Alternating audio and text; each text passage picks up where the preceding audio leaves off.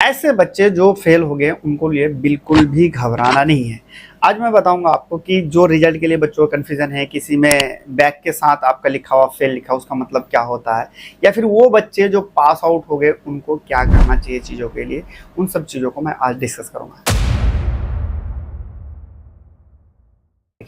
सबसे पहले एक चीज़ है कि वैसे बच्चे जो फेल हो गए बिल्कुल भी नहीं घबराना है, क्योंकि हर चीज़ का आपके पास रास्ता है, हर चीज़ का आपका सॉल्यूशन है।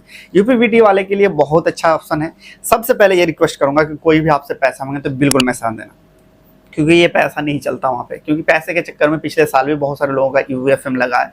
अब यहाँ पे क्या होता है, बस पैसे का पैसा खाने के चक्कर में आपको क्या, मेरा सेटिंग है, मेरा ये है, मेरा वो है, डजंट मैटर भाई, किसी का कुछ नहीं है। सेटिंग है, इसमें क्या होता है कि सिंपल से यूपीवीटी का अगर आता है, एक बात बताओ, सिंपल सी बात, आप क्वेश्चन नॉर्मल सा, आप कितना दोगे, 10,000 5,000 जो आपको दे दो, तो उस टीचर की जो भी चेक करता है उसका 30,000 35,000 रुपया सैलरी होता है स्टार्टिंग। अगर हम लोग बात करें, या गवर्नमेंट अगर टीचर है तो उसको लाखों में सैलरी आता है, आपका 30,000 35,000 रुपये क्यों लेगा?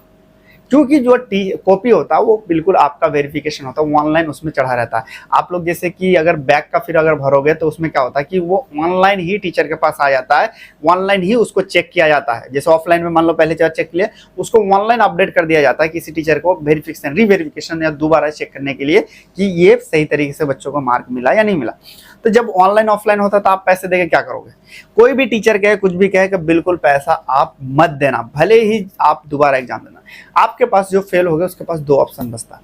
पहला ऑप्शन आप क्या करो कि आपको कुछ दिन के बाद आएगा आपका कि रिवैल्यूएशन करने का ऑप्शन आएगा, वो करो। रिवैल्यूएशन करने के लिए आप क्या कर सकते हैं, पहले आप कॉलेज जाएंगे, कॉलेज वाले नोटिफिकेशन देते हैं, अगर नहीं देते हैं तो यूपीवीटी का आप डायरेक्ट जाके वहाँ पे सर्च कर सकते हो, कुछ ना वो अपडेट आपका आते रहता है, वहाँ पे जाके आप भर सकते हो।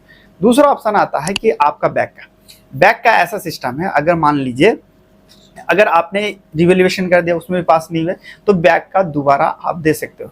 अब तीसरा क्वेश्चन ये आता है आपका, जो ज्यादातर अगर देखा जाए फेलियर, कि सर क्या मेरा एयर बैक लग गया?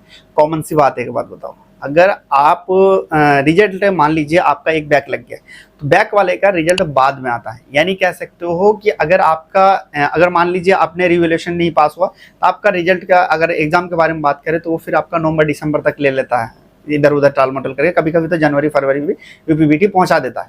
अब एक बात बताओ, जनवरी फरवरी आप देते हो, 2 महीने के बाद आपका 4 महीने के बाद कॉलेज के पास रिजल्ट आता है, तो फिर तो उसी के बस क्या होता है कि जो पिछले वाले बैच है उससे आपका 2 महीने 1 महीने पहले ही आपका रिजल्ट आता है। तो वैसे तो आपका पूरा का पूरा 3 साल डी फार्मा पहुंच गया।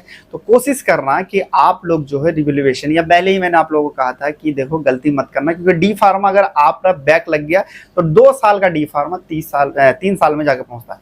डी फार्मा का सबसे ड्रॉबैक ये चीज है, अगर आप करेंट सिनेरियो में कर रहे हैं, ठीक है, एक बार आपका बैक लग जाता है तो वो क्या होता है कि स्टडी फ्लो टूट जाता है। मैक्सिमम जो बच्चे हैं वो क्या है, पहले से ही जॉब कर रहे हैं या फिर किसी चीज में इन्वॉल्व है, तो उसमें क्या होता है कि वो कंसिस्टेंट फिर दोबारा नहीं बना पाते। मेरे ऐसे जब मैं कॉलेज में पढ़ाता था तो ऐसे बच्चे से 4 साल 5 साल से डी फार्मा दे रहे हैं, लेकिन उसका नहीं निकल पा। रीजन यही था कि कंटिन्यू नहीं हो पाता। देखो किसी चीज को आप कर रहे हो, ठीक है, आपके पास काम भी कर रहे हो, चीजें ये भी कर रहे हो, तो वो एक तरह का फ्लो नहीं बन पाता और निकल नहीं पाता। अगर आपका फेल है तो कोशिश करना कि 1 महीने की छुट्टी ले लो या फिर कुछ भी करो, बैक में तो 100% क्लियर कर लेना। मैं आपको अपडेट करता रहूंगा कि किस तरह से आप रिवैल्यूएशन करें, हर चीज करें, फीस कितना है, आपको आने वाली वीडियो में बिल्कुल बता दूंगा। तो डरना देखो बिल्कुल नहीं है, कोई भी कमेंट है जिस वीडियो में आपको चाहिए, जिस चीज का वीडियो वो आप कर सकते हो। अब हम लोग बात करते हैं कि जो बच्चे पास आउट हो गए उसको लिए क्या करना। पास आउट के लिए सबसे पहले आप ट्रेनिंग कंप्लीट करो, और ट्रेनिंग कंप्लीट, देखो फेलियर के लिए भी ट्रेनिंग कंप्लीट वैलिड होगा। अगर आप फेल भी है और 3 महीने का ही ट्रेनिंग कर लेते हैं तो आपका वैलिड होगा, यही आपका वहाँ पे चल जाएगा।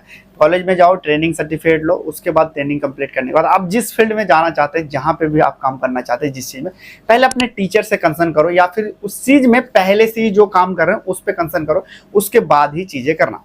अब रिजल्ट के बारे में बात करते हैं, तो चलिए दोस्तों हम आपको रिजल्ट दिखाते हैं कुछ बच्चों का, और उसमें कंफ्यूजन बताते हैं कि क्या इसका मतलब क्या होता है और इनकी चीज़ों को कैसे आप सॉल्यूशन कर सकते हैं। तो दोस्तों एक बच्चे का रिजल्ट है, यहाँ पे इन्होंने कहा है, देखिए इस तरह का जो आता है आपको, यहाँ पे लिखा रहता है फेल विथ बैक, यानी कह सकते हो आप फेल है और आपको बैक क्या है 214211। तो अब क्या है 214211, इधर देखो ये कोड दिया हुआ रहता है 214211 अगर देखें तो यहाँ पे देखो लॉ एंड एथिक्स में यहाँ पे लगा हुआ। लॉ एंड एथिक्स में इसको 80 में से ओनली 20 नंबर ही यहाँ पे मिला है, यानी ये फेल है। अब इस कंडीशन में क्या करना पड़ेगा, यहाँ पे जो बैक लगा रहता है वो आपको लिखा रहता है। आप इस तरह का रिजल्ट का मतलब ये है कि आप फेल है लेकिन एक में बैक है। बहुत सारे और सारे बच्चे का बहुत सारे कमेंट आए हुए हैं, उन बच्चों का देखो बहुत सारे बच्चे कमेंट है कि सर पास हो गया हूँ, अब ये है, थैंक यू। यहाँ पे देख सकते हो क्वेश्चन आया, थैंक यू बॉस मेरी पास हो गया हूँ, चलो अच्छा लगा आप लोग पास हो गए। यहाँ पे देखें एक बच्चे का ईबीएस में बैक है, ईबीएस का बैक है, मतलब कि ये चीज है आपको कि ये सिर्फ ईबीएस का ही आपको बैक देना पड़ेगा, सारे का नहीं देना है, ठीक है। जिस सब्जेक्ट में आप बैक हो उस सब्जेक्ट का ही बैक देना। लेकिन बैक देने से क्या है यार, पहले तो आप क्या करो, आपको एक चीज करना है कि इसका रिवोल्यूशन करो, रिवोल्यूशन करने के बाद ही आ जाए। एक क्वेश्चन आया हुआ है कि यहाँ पे देखो एक क्वेश्चन, एक बच्चे का क्वेश्चन आया था कि आप क्या है फर्स्ट ईयर में वो जो है केमिस्ट्री में फेल है, तो उसके लिए क्या चीज़ करना पड़ेगा। यानी देखो ये क्या कह रहा है, सर रिप्लाई कीजिए कि केमिस्ट्री में बैक है तो सेकेंड ईयर में हूँ।